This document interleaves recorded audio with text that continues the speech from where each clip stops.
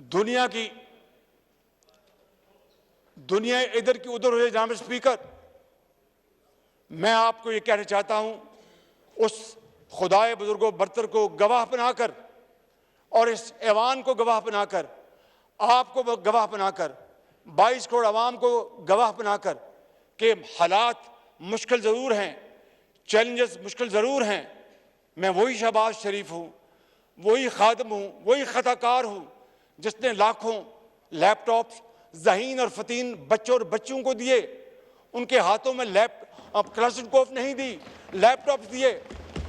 मैं वही खादम हूँ नवाज शरीफ की क़यादत में जिसने पाकिस्तान पंजाब के किसानों को सस्ती खाद दी। मैं वही शहबाज शरीफ हूँ जनाब स्पीकर जिसने किसानों को ट्यूबवेलों के लिए सब्सिडी दी। मैं वही शहबाज शरीफ हूँ जिसने अस्पतालों और दूसरे जो रूरल एरियाज़ हैं वहाँ पर मुफ्त अद्वियात दी और आला क्वालिटी की, जो वज़ीर-ए-आज़म का बेटा भी खाए और एक मजदूर भी खाए और यतीम का बच्चा भी खाए। मैं वही शहबाज शरीफ हूँ जिसने सौखे पैंडे से पक्की सड़कें बनाई। जनाब स्पीकर, मैं वही शहबाज शरीफ हूँ जिसने अल्लाह के फजल करम से यूनिवर्सिटियाँ बनाई।